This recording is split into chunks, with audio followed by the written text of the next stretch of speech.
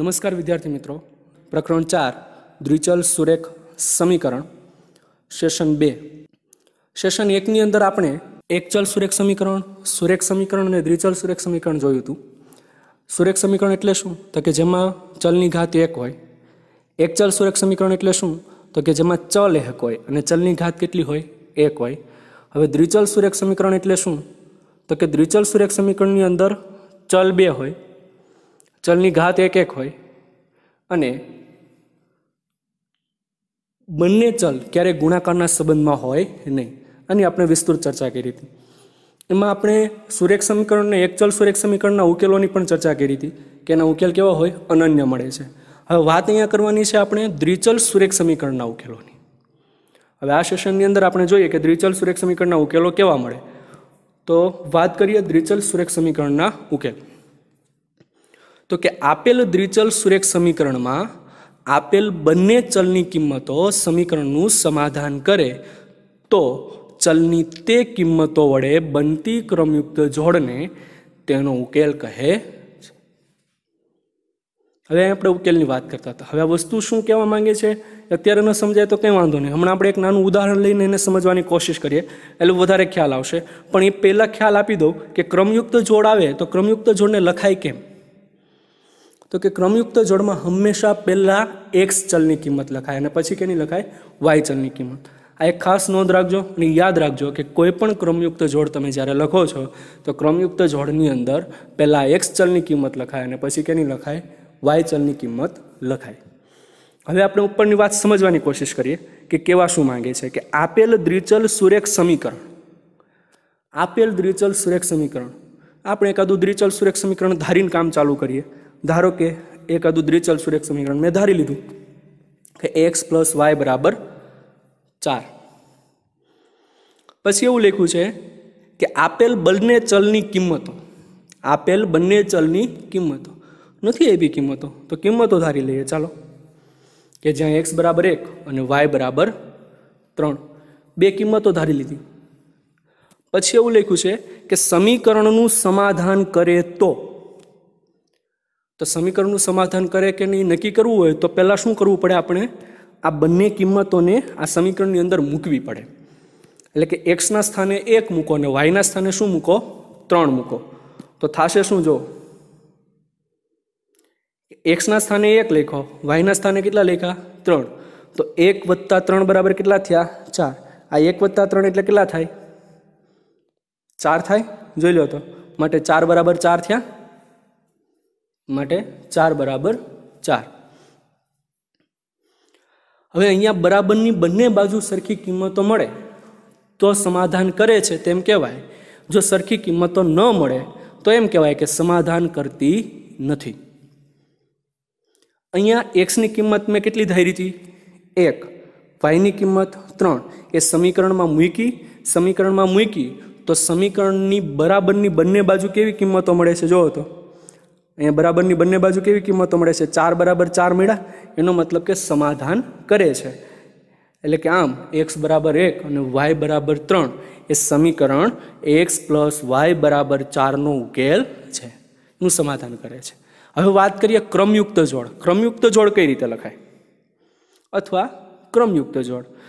તો કે ક્રમયુક્ત જોડની અંદર આપણે જોયું હતું એમ મેં તમને યાદ રાખવાનું કીધું હતું એવી રીતે કે પહેલાં કેની કિંમત લખાય? હંમેશા એક્સની કિંમત અને પછી કેની લખાય? વાયની કિંમત। અહીંયા જો એક્સની કિંમત કેટલી છે? તો કે 1, મેં અહીંયા કેટલી લખી? 1 લખી। વાયની કિંમત કેટલી છે? 3, તો વાયની કિંમત કેટલી લખી? 3। એટલે આમ ક્રમયુક્ત જોડ લખવાનું ફોર્મેશન શું? તો કે પહેલાં તો નાનો કાઉન્સ શરૂ કરવાનો, એની અંદર પહેલાં એક્સ ચલની કિંમત લખવાની, પછી અલ્પવિરામ કરીને વાય ચલની કિંમત લખવાની અને પછી નાનો કાઉન્સ પૂર્ણ કરવો। આ એનું ફોર્મેશન છે કે ક્રમયુક્ત જોડ કઈ રીતે લખી શકાય। એટલે આ ક્રમયુક્ત જોડ કૌંસમાં 1, 3 એ સમીકરણ એક્સ પ્લસ વાય બરાબર 4નું સમાધાન કરે છે। એટલે ઉપરનો ડાઉટ હતો હવે સોલ્વ થયો। હવે વાત કરીએ આગળ કે દ્વિચલ સુરેખ સમીકરણ છે એના ઉકેલ કેવા હોય? તો કે દ્વિચલ સુરેખ સમીકરણના ઉકેલ અનંત મળે છે। હવે અનંત કેમ મળે? પાછો અહીંયા પ્રશ્ન, તો એ અનંત કેમ મળે એ હમણાં આગળની સ્લાઇડમાં આપણે જોશું કે એના ઉકેલો અનંત કેવી રીતે મળે છે। બીજી એક વસ્તુ યાદ રાખવાની એ છે કે પ્રત્યેક દ્વિચલ સુરેખ સમીકરણનો આલેખ કોણ છે? એક રેખા છે. એટલે કે પ્રત્યેક કોઈ પણ દ્વિચલ સુરેખ સમીકરણ લ્યો એનો આલેખ એક રેખા છે. ફક્ત દ્વિચલ સુરેખ સમીકરણ નહીં, કોઈ પણ સુરેખ સમીકરણ વિદ્યાર્થી મિત્રો લઈએ ને, કોઈ પણ સુરેખ સમીકરણનો આલેખ કેવો મળે? એક રેખા મળે. અને વિસ્તૃત અભ્યાસ તમે 10મા ધોરણની અંદર પણ કરશો. અત્યારે ફક્ત આપણે યાદ રાખવાનું છે કે પ્રત્યેક દ્વિચલ સુરેખ સમીકરણનો આલેખ કોણ છે? એક રેખા છે. અને આ આપણે સેશન 3ની અંદર જોશું કે પ્રત્યેક દ્વિચલ સુરેખ સમીકરણનો આલેખ એક રેખા કેવી રીતે બને છે.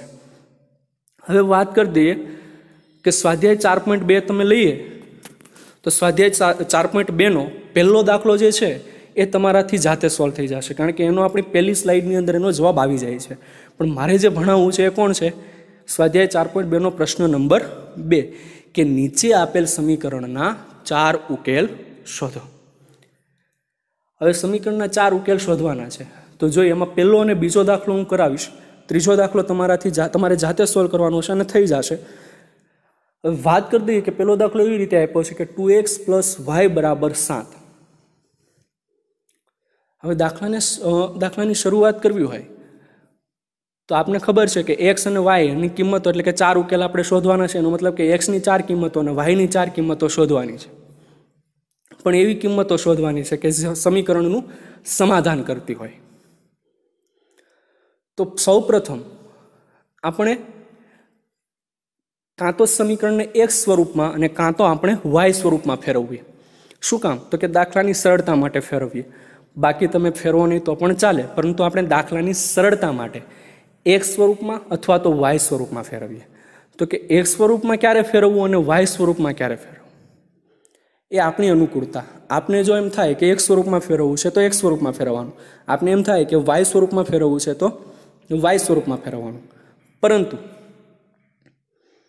દાખલાને સરળતાથી ગણવો હોય તો યાદ શું રાખવું?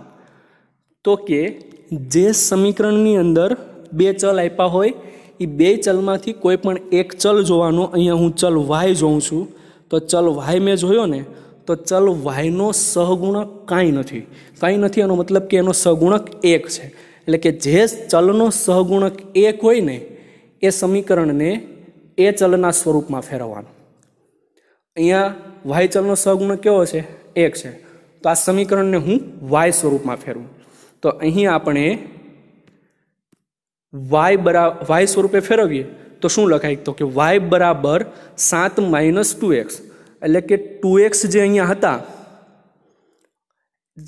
ડાબી બાજુ, એ ડાબી બાજુથી ઉપાડીને હું એને જમણી બાજુ લઈ ગયો. 2x ની નિશાની પ્લસ હતી, જમણી બાજુ આવી ડાબી બાજુથી તો કેવી થઈ ગઈ? માઇનસ થઈ ગઈ. આપણે આ કેવા સ્વરૂપમાં ફેરવું? y સ્વરૂપમાં ફેરવું, કારણ કે y ને આપણે કરતા સ્થાને રાખ્યો, y ને આપણે આપણી પાસે રાખ્યા અને કિંમત ફેરવી. ઘણી વખત એવું થાય અહીંયા તો સહગુણક yના ચલ yનો સહગુણક 1 હતો. ઘણી વખત બને એવું કે સહગુણક 1 ન હોય. ઉદાહરણ તરીકે એક ઉદાહરણ લઈએ કે 2x + 3y = 5. આમાં 2 ચલ છે, 2 ચલના કંઈક ને કંઈક સહગુણક છે, 1 નથી. તો મારે આમાં કેને કયા સ્વરૂપમાં ફેરવવું? x સ્વરૂપમાં ફેરવવું કે y સ્વરૂપમાં ફેરવવું? આપણી અનુકૂળતા. ઘણાને એમ થાય કે y સ્વરૂપમાં ફેરવવું તો y સ્વરૂપમાં ફેરવો, ઘણાને એમ થાય x સ્વરૂપમાં ફેરવવું તો x સ્વરૂપમાં ફેરવો. પણ હું અહીંયા આ સમીકરણને x સ્વરૂપમાં ફેરવું છું. તો હું શું કરીશ? x ને મારી પાસે રાખીશ, x સાથે જે કાંઈ છે ને બધાને દૂર કરતો જઈશ. એટલે પહેલા સરવાળા બાદ બાકી દૂર થયા, એટલે કે +3y હતા એ જમણી બાજુ આવે તો કેવા થઈ જાય? -3y થઈ જાય. હવે x ની સાથે કોણ છે? મારે તો ફક્ત x જોતો છે. અહીં x ની સાથે તો 2 છે, તો 2 ને દૂર કરો. 2 ને કઈ બાજુ લઈ જાઓ? 5 - 3y. 2 ગુણાકારના સંબંધમાં છે તો ક્યાં જશે? ભાગાકારના સંબંધમાં. તો અહીંયા x એકલો થઈ ગયો. તો આ સ્વરૂપ કેવું કહેવાય? x સ્વરૂપ. અને આપણે જે ફેરવું હતું સ્વરૂપ કયું છે? y સ્વરૂપ. એટલે તમે x સ્વરૂપ અને y સ્વરૂપમાં ફેરવી શકો. શું કામ? તો કે દાખલાની સરળતા માટે. હવે આપણે દાખલો ગણવાની કોશિશ કરીએ કે x ની કિંમતો તમે અલગ અલગ ધારો તો તમને y ની કિંમતો મળતી જાય. તો કે x ની કિંમત શું કામ અલગ અલગ ધારવાની? તો કે આપણે ચેપ્ટર 2ના પહેલા સેશનમાં, ચેપ્ટર 4ના પહેલા સેશનની અંદર આપણે પહેલી સ્લાઇડની અંદર બેમાં જોયું હતું કે ચલ હોય એ વેરાયેબલ હોય, એની જુદી જુદી કિંમતો ચલ છે એ ધારણ કરી શકે. તો અહીંયા આપણે એક્સ ચલની કિંમત અલગ અલગ ધારી લઈએ. હું પહેલી કિંમત ધારો કે એક્સ બરાબર 0.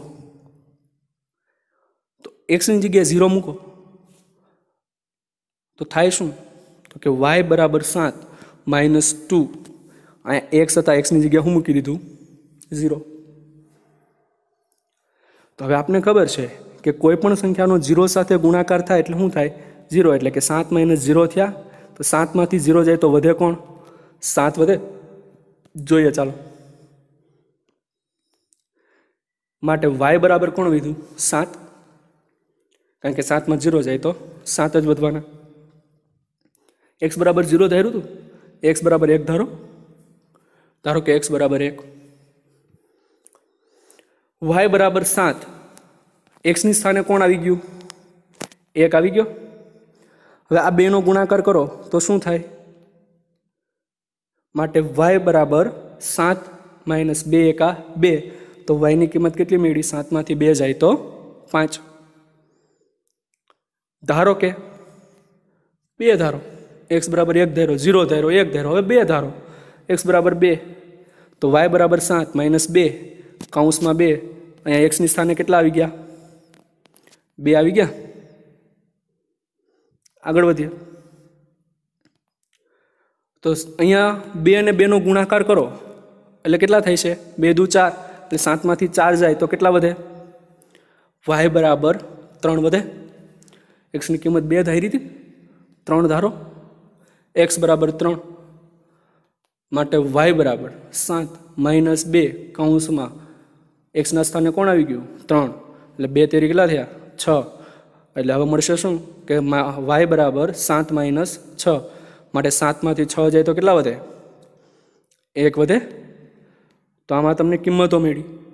એક્સ 0 ધાર્યા, એક્સ 1 ધાર્યા, એક્સ 2 ધાર્યા, એક્સ 3 ધાર્યા, ત્યારે વાયની જુદી જુદી કિંમતો મળી. તો કેવી કેવી કિંમતો મળી જોવો તો એક્સ બરાબર 0 ધાર્યા ત્યારે વાયની કિંમત તમને કેટલી મળે છે? 7 મળે છે. તો મેં પહેલાં શું લખ્યું? 0 7 1 5 2 3 3 1 એ સમીકરણ 2x + y બરાબર 7ના ઉકેલ છે. ઘણા આને આ રીતે પણ લખી શકે. બોક્સ તમને બેમાંથી જે અનુકૂળતા હોય એ પ્રમાણે લખવાનું. ઘણા એમ થાય 2 રીતે લખવું છે તો 2 રીતે લખી શકાય. હવે વાત કરીએ એક્સ વાય. તો નીચેનું કઈ રીતે લખ્યું ક્રમયુક્ત જોડ, આ કઈ રીતે લખી છે ક્રમયુક્ત જોડ, એ તો તમને ખ્યાલ આવી ગયો. હવે આ કઈ રીતે લખવું છે જો કે એક્સ અને વાય તમારે 2 ચલ છે તો એ 2 ચલને અહીંયા લખી નાખવાના. એક્સ અને વાય 2 હોય તો એક્સ અને વાય લખવાના, એમ અને એન હોય તો એમ અને એન લખો, પી અને વાય હોય તો પી અને વાય લખો, ક્યુ આર હોય તો ક્યુ અને આર લખો. જે ચલ હોય તે 2 ચલ અહીંયા લખી નાખવાના. પછી જે ચલની કિંમત ધારો છો એ ચલની કિંમત પહેલાં લખી નાખવાની. એક્સની કિંમત 0 ધારી, 1 ધારી, 2 ધારી, 3 ધારી લખી નાખ્યું. પણ પછી જ્યારે મેં ચલની એક્સની કિંમત 0 ધારી ત્યારે વાય કેટલો મેળો? 7. તો લખ્યા. એક્સની કિંમત 1 ધારી ત્યારે વાય કેટલો મેળો? 5. તો લખ્યા. એક્સની કિંમત 2 ધારી ત્યારે વાય કેટલો મેળો? 3. તો લખ્યા. એક્સની કિંમત 3 ધારી ત્યારે વાય કેટલો મેળો? 1. તો એ લખ્યા. તો આ રીતે જે કિંમતો તમે ધારો છો અને જે કિંમતો મળે છે એ કિંમતોને લખતી જવાની. એટલે આ રીતે તમે લખી શકો. હવે અહીંયા નોંધવા જેવું એ છે મિત્રો કે અહીંયા આપણે કેટલી કિંમતો ધારી? 4 કિંમતો એક્સની ધારી. તો મને વાયની કેટલી કિંમતો મળી? સામે 4 મળી. મને અહીંયા 4 ઉકેલ શોધવાના કીધા હતા એટલે મેં 4 કિંમતો ધારી. મને 10 કીધા હોત તો હું 10 કિંમતો ધારત. મને 15 કીધા હોત તો હું 15 કિંમતો ધારત. મને 20 કીધા હોત તો હું 20 કિંમતો ધારીને દાખલાને આગળ વધારે જતે. એટલે કે કોઈ પણ દ્વિચલ સુરેખ સમીકરણ હોય એના ઉકેલો કેવા મળે છે? અનંત મળે છે. કોઈ પણ દ્વિચલ સુરેખ સમીકરણ હોય એના ઉકેલો કેવા હોય છે? અનંત હોય છે. આ એક વસ્તુ ખાસ યાદ રાખજો. હવે સમજાઈ પણ ગયું હશે કે દ્વિચલ સુરેખ સમીકરણના ઉકેલો અનંત શું કામ હોય. હવે આપણે વાત કરવાની છે કે દાખલા નંબર 2 ને જોઈએ. તો બીજા દાખલાની અંદર તમને શું આપ્યું છે જોવો તો રકમમાં, તો કે πx + y બરાબર 9 આપ્યું છે. આપણે શું આપ્યું છે? πx + y બરાબર 9. તો હવે અહીંયા કયા સ્વરૂપમાં ફેરવવું, પાછો પ્રશ્ન. તો મેં કીધું એમ દાખલાની સરળતા માટે કોઈ પણ ચલનો સહગુણક જો 1 હોય એને એ સ્વરૂપમાં ફેરવી નાખવાનું. અહીંયા કેનો સહગુણક 1 છે? વાયનો. તો વાય સ્વરૂપમાં ફેરવો. ઘણા એમ કે અમારે એક સ્વરૂપમાં ફેરવું, તો ફેરવીને ગણજો. પરંતુ બને ત્યાં સુધી આને કેવા સ્વરૂપમાં, મેં કીધું એ પ્રમાણે ચલનો સહગુણક 1 હોય એવા સ્વરૂપમાં ફેરવવાનું. એટલે કે હું સમીકરણને વાય સ્વરૂપમાં ફેરવું છું. તો મને મળે શું? તો કે અહીં આપણે વાય સ્વરૂપે લખીએ તો વાય બરાબર 9 - πx. એટલે આ πx હતા એને ઉપાડીને આપણે જમણી બાજુ લઈ ગયા એટલે અહીંયા કેટલા મળ્યા? 9 - πx. હવે એક્સની કિંમત જુદી જુદી ધારી લઈએ. એક્સની કિંમત ધારતા જાય વાયની કિંમત મળતી જાય. ધારો કે એક્સની કિંમત 0 ધારી, એક્સની જગ્યાએ કિંમત લખો. અહીંયા જે એક્સની કિંમત હતી એની જગ્યાએ મેં કિંમત લખી, તો એક્સની જગ્યાએ કેટલા લખ્યા? 0 લખ્યા. તો કોઈ પણ સંખ્યાનો 0 સાથે ગુણાકાર હંમેશા કેટલો થાય? 0 થાય. એટલે મતલબ કે વધશે કોણ? વાય બરાબર 9 વધ્યા. હવે એક્સની કિંમત તમે 0 ધારી હતી, 1 ધારો કે એક્સ બરાબર 1, તો શું મળે? તો કે વાય બરાબર 9 માઇનસ એક્સની જગ્યાએ આપણે એક્સની જગ્યાએ આપણે 1 લખી નાખ્યા. તો પાયને 1 સાથે ગુણો એટલે પાય ગુણ્યા 1 લખો, 1 ગુણ્યા પાય લખો, ફેર પડવાનો નથી. પણ 1ની આપણે કોઈ જરૂર નથી એટલે કેટલા લખ્યા? ફક્ત પાય. તો અહીંયા આપણે પાય મળી ગયા. તો લખી શકીએ આપણે. તો આવું થયું કે 9 - પાય નો 1નો ગુણાકાર કર્યો એટલે કોણ મળ્યું? ખાલી પાય મળ્યા. તો આની વાયની કિંમત કેટલી મળી? એક્સ બરાબર જ્યારે તમે 1 ધાર્યા ત્યારે વાયની કિંમત કેટલી મળી? 9 - પાય. હવે આગળ ચર્ચા કરીએ. 1 ધારી હતી, 2 ધારો. વાય બરાબર 9 - પાય. એક્સની સ્થાને 2 લખો. તો પાય ગુણ્યા 2 કરો એટલે કેટલા થયા? વાય બરાબર 9 - 2 પાય. તો વાય બરાબર 2 ધાર્યા હતા, 3 ધારો. હવે 3 ધાર્યા શું થાય? વાય બરાબર 9 - પાય. એક્સની સ્થાને કેટલા લખી નાખો? એક્સની સ્થાને કેટલા લખી નાખો? 3. તો પાયને 3 સાથે ગુણાકાર કરો તો સમજી લેજો. ફરી એક વખત સમજાવી દઉં કે 3 પાય છે એટલે પાય ગુણ્યા 3 લખો કે 3 ગુણ્યા પાય લખો, એનાથી કોઈ ફેર પડવાનો નથી. એટલે મેં શું લખ્યું? 3 પાય લખી નાખ્યા. તો એક્સની કિંમત 3 ધારી ત્યારે વાયની કિંમત કેટલી મળશે? જોઈએ. વાય બરાબર 9 - 3 પાય મળી ગઈ. આને તમે ક્રમયુક્ત જોડ સ્વરૂપે આ રીતે લખી શકો કે 0 9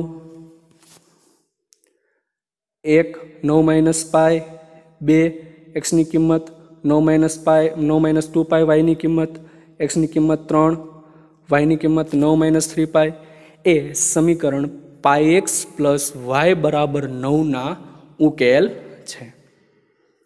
એના ઉકેલ છે. હવે આને આ રીતે પણ લખી શકો. એક્સ વાય 0, એક્સની કિંમત આપણે 0 1 2 3 ધારી, 0 1 2 3 ધારી, એના ઉકેલ લખ્યા 9 9 - પાય 9 - 2 પાય 9 - 3 પાય. આ તો મને ફરી એક વખત કહું અહીંયા, આ તો મને કેટલા ઉકેલ ગોતવાના કીધા હતા? મને 4 ઉકેલ. મને 10 ઉકેલ ગોતવાના કીધા હોત તો 10 કિંમત ધારત, 15 ઉકેલ શોધવાના કીધા હોત તો 15 ધારત. હવે ઘણી વખત મને એમ કે અહીંયા આપણે -3 પાય લખ્યા તો ઘણા પાછો પ્રશ્ન એમ થાય બધી પ્લસમાં કિંમત ધારવાની, એક વખત માઇનસમાં કિંમત ધારી હોય તો ધારો કે તમે એક્સની કિંમત છે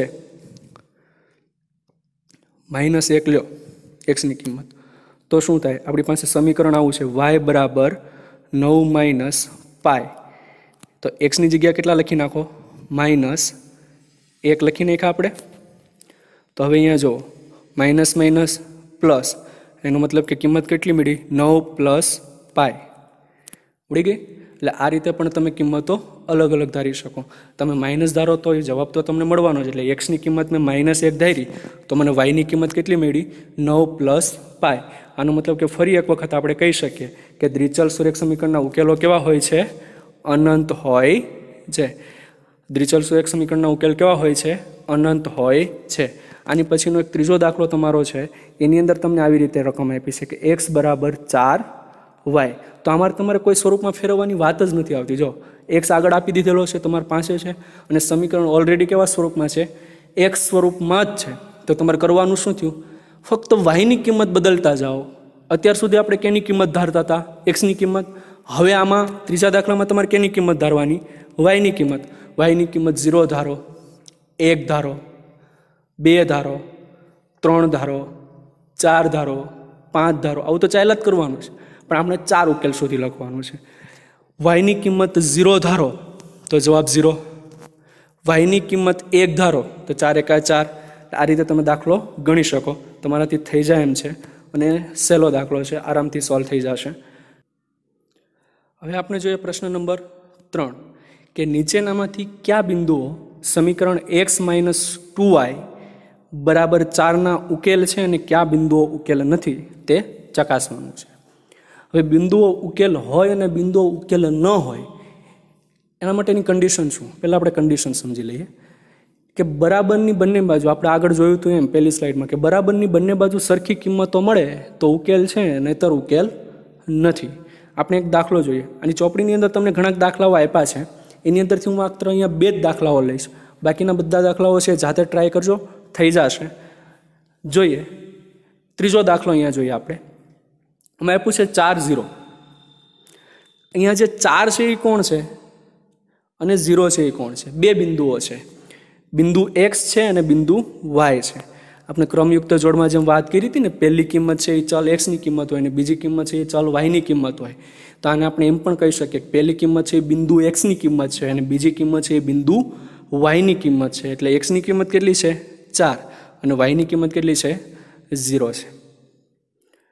તો હવે આપણે જોઈએ આગળ કે અહીં 4 અને 0 એટલે કે x બરાબર 4 અને y બરાબર કોણ છે? 0 છે. હવે આને જ આપણે આગળ વધારીએ તો કે x - 2y બરાબર 4. એટલે કે જ્યાં x આપણું સમીકરણ આ છે, સમીકરણ કયું છે તો કે x - 2y બરાબર 4 છે. તો મારે જે x ની કિંમત છે x બરાબર 4 અને y બરાબર 0 મારી આ સમીકરણની અંદર મૂકવાની છે. સમીકરણની અંદર મૂકવું અને બરાબરની બંને બાજુ મને સરખી કિંમત મળે તો આ 2 બિંદુઓ એટલે કોણ તો કે 4 અને 0 એ આપેલ સમીકરણનો ઉકેલ છે, નહીંતર નથી. તો ટ્રાય કરું. એક્સના સ્થાને કોણ મૂકું? 4. વાયના સ્થાને કોણ મૂકું? 0. મેં અહીંયા મૂક્યા. એક્સના સ્થાને કોણ મૂક્યા? 4 મૂક્યા અને વાયના સ્થાને કોણ મૂક્યા? 0 મૂકી દીધા. તો હવે દાખલાને આગળ વધારીએ તો જોઈએ કે માટે 4 - 2 સાથેનો 0નો ગુણાકાર, એટલે કોઈ પણ સંખ્યાનો 0 સાથે ગુણાકાર હંમેશા 0, એટલે 2 સાથે 0નો ગુણાકાર કેટલો મળે? 0 મળે. તો અહીંયા મેં 0 લખી નાખ્યો. એટલે 4 - 0 બરાબર કેટલા થાય? 4 - 0 બરાબર, તો કે 4માંથી 0 જાય તો 4 જ વધે અને બરાબરની એક બાજુ 4 છે, એનો મતલબ કે બરાબરની બંને બાજુ કિંમતો તમને કેવી મળી? સરખી મળી. એટલે કે બરાબરની જો બંને બાજુ કિંમતો સરખી મળે એનો મતલબ કે આપેલ બંને કિંમતો એટલે કોણ? આપેલ બંને કિંમતો એટલે કોણ? તો કે 4 અને 0 છે એ આપેલ સમીકરણનો શું છે? ઉકેલ કહેવાય. કારણ કે અહીંયા જુઓ તો ડાબી બાજુ અને જમણી બાજુ બંને સરખી થઈ, એટલે કે ડાબી બાજુ બરાબર જમણી બાજુ છે. તો આમ આપેલ કિંમત કોણ? x બરાબર 4 અને y બરાબર 0 છે, યાનો શું કહેવાય? ઉકેલ છે, નહીંતર ઉકેલ નથી. આ એક દાખલો થયો કે ઉકેલ છે કે નહીં એ કેમ ખબર પડે? તો ફરી એક વખત એની કન્ડિશન યાદ અપાઈ દઉં કે બરાબરની બંને બાજુ કિંમતો કેવી થવી પડે? સરખી થવી પડે. જો સરખી થાય તો ઉકેલ છે અને સરખી ન થાય તો નથી. આ એક વસ્તુ ખાસ ધ્યાન રાખજો. બરાબરની બંને બાજુ કિંમત સરખી થાય તો ઉકેલ છે, સરખી થાય નહીં તો ઉકેલ નથી. અને સમીકરણના હજી એક દાખલો, આ ઉકેલ છે કે નહીં એ સમીકરણનો હજી એક દાખલો જોઈએ આપણે. દાખલા નંબર 6 જોઈએ. 6થા દાખલાની અંદર તમને વર્ગમૂળ 2, 4, વર્ગમૂળ 2 બે બિંદુઓ આપ્યા છે. એક્સ બિંદુની કિંમત કેટલી છે? વર્ગમૂળ 2 અને વાય બિંદુની કિંમત કેટલી છે? 4 વર્ગમૂળ 2. હવે આ કિંમતોને મારી પાસે સમીકરણ કયું હતું એ સમીકરણની અંદર મૂકવાની છે. સમીકરણ હતું મારી પાસે x - 2y બરાબર 4. બસ મારે આ સમીકરણની અંદર આ કિંમત મૂકવાની છે. એક્સના સ્થાને હું એક્સની કિંમત લખીશ અને વાયના સ્થાને હું વાયની કિંમત લખીશ. તો જો તો એક્સના સ્થાને કેની કિંમત લખું છું? એક્સની કિંમત. અને વાયના સ્થાને કેની કિંમત લખું છું? વાયની કિંમત. લખી નાખી. તો અહીંયા જોજો એક્સના સ્થાને એક્સની કિંમત લખું તો એક્સની કિંમત કેટલી છે? વર્ગમૂળ 2. વાયની કિંમત કેટલી છે? 4 વર્ગમૂળ 2. તો મેં લખી નાખી કે એક્સના સ્થાને એક્સની કિંમત અને વાયના સ્થાને વાયની કિંમત, પણ એ વાયનો સહગુણક કોણ છે 2, તો 2 ને 2 મારે એમનેમ રાખવો પડે, એટલે એને એમનેમ રાખ્યો છે. ફક્ત ચલની કિંમતો મેં લખી છે, એટલે કિંમતો કેવી મળે છે? વર્ગમૂળ 2 -2 કૌંસમાં 4 વર્ગમૂળ 2 આવી કિંમતો મળે છે. તો હવે આગળ વધીએ. અહીંયા જોઈએ કે વર્ગમૂળ 2 માઇનસ અહીંયા 4 દુ કેટલા થયા? 8 થયા. હવે પાછો પ્રશ્ન અહીંયા એ થશે કે આનો ગુણાકાર કઈ રીતે થયો? તો કે -2 કૌંસમાં 4 વર્ગમૂળ 2 આવી રીતે કિંમતો આપેલી છે આપણી પાસે. તો જે 2 છે એ 2 ફક્ત અચળ પદ સાથે ગુણાય. વર્ગમૂળ 2 હોત ને તો એ વર્ગમૂળ સાથે ગુણાત, પણ અહીંયા વર્ગમૂળ 2 નથી, 2 પોતે અચળ છે, પૂર્ણાંક છે. પૂર્ણાંક સંખ્યાઓનો ગુણાકાર પૂર્ણાંક સંખ્યા સાથે થાય, વર્ગમૂળ સાથે થાય નહીં. એટલે આ 2 છે એ આ વર્ગમૂળ સાથે ગુણાય નહીં. એટલે કે 4 દુ કેટલા થયા? 8, અને વર્ગમૂળ 2 ના 2 એમનેમ રહેશે, એટલે -8 વર્ગમૂળ 2 થયા. હવે જોઈએ કે આ 8 વર્ગમૂળ 2 થયા. હવે બેની બાદબાકી કરી, આ બેની બાદબાકી કરી કે વર્ગમૂળ 2 -8 વર્ગમૂળ 2 બરાબર કેટલા મળે? તો અહીંયા તમને -7 વર્ગમૂળ 2 મળ્યા. તો કે કઈ રીતે? તો જોઈ લઈએ. અહીંયા ફરી એક વખત એની ચર્ચા કરી લઈએ કે વર્ગમૂળ 2 -8 વર્ગમૂળ 2 આપ્યા છે. ચાલો, તો હવે અહીંયા જુઓ તો વર્ગમૂળ 2 મેં કોમન કાઢ્યા, બહાર કાઢી લીધા. ચાલો, તો હવે અહીંયા શું વધે છે? વર્ગમૂળ 2 અહીંયાથી મેં કોમન કાઢી લીધા બહાર, તો અહીંયા કાંઈ ન વધ્યું, તો 1 વધ્યું. હવે અહીંયા -8 વધ્યા, કારણ કે આ વર્ગમૂળ 2 તો મેં બહાર કાઢી લીધા. તો કેટલા લખું? -8. તો 1 માંથી -8 જાય તો બાદબાકી થાય, પ્લસ માઇનસ માઇનસ. મોટા આંકડાની નિશાની, 8 માંથી 1 જાય તો 7, અને મોટા આંકડાની નિશાની એટલે -7, અને વર્ગમૂળ 2 ના 2 તો એમનેમ જ છે, તો આ વર્ગમૂળ 2. એટલે અહીંયા 7 -7 વર્ગમૂળ 2 કઈ રીતે આવ્યા એ ખ્યાલ આવી જાય. ઓકે, ચલો હવે આગળ વધીએ.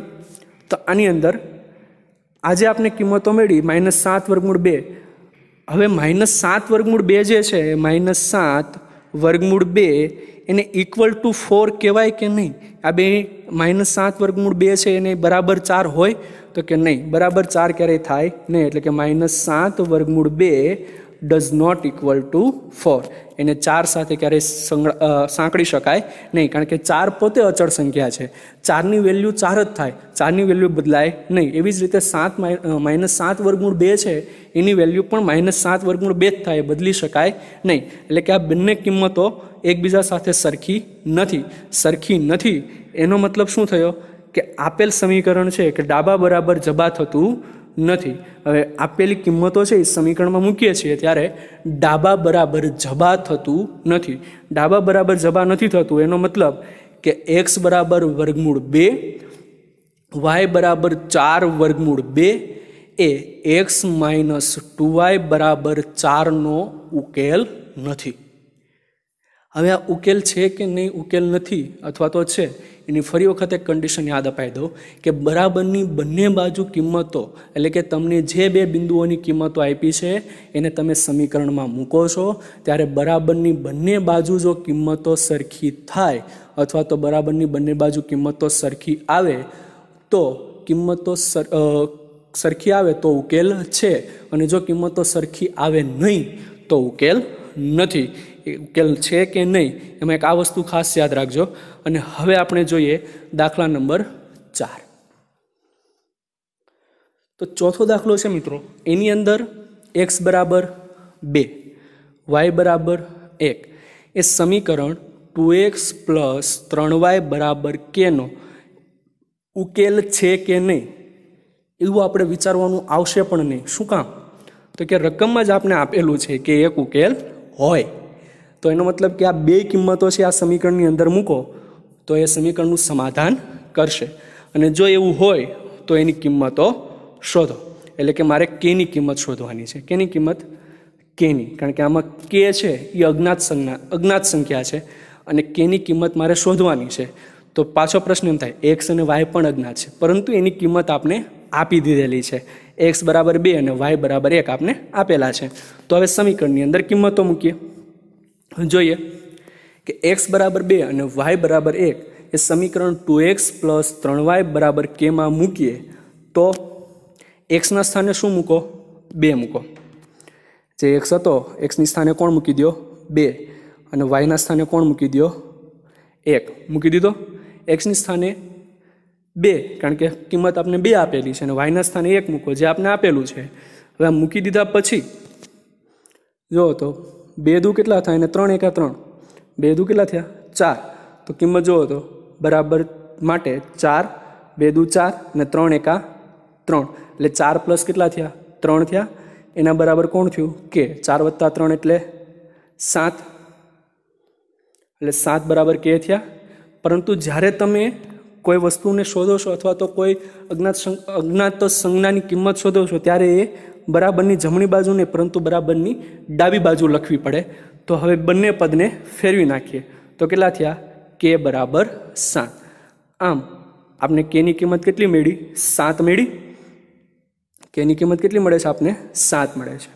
તો આવી રીતે તમે સ્વાધ્યાય 4.3નો દાખલા નંબર ત્રીજો છે. સ્વાધ્યાય 4.3નો દાખલા નંબર ત્રીજો છે એ સ્વાધ્યાય 4.2નો આપણો જે આ ચોથો દાખલો છે ને એક્ઝેક્ટ એ ચોથા દાખલા બરાબર જેવો છે. કયો? સ્વાધ્યાય 4.3નો ત્રીજો દાખલો. આની જેમ ટ્રાય કરશો એ થઈ જશે. અહીંયા આપણે કેની કિંમત શોધવાની હતી કેની, અને આ દાખલાની અંદર એટલે કે સ્વાધ્યાય 4.3ના ત્રીજા દાખલાની અંદર આપણે એની કિંમત શોધવાની છે. જાતે ગણશો એટલે થઈ જશે. અસ્તુ.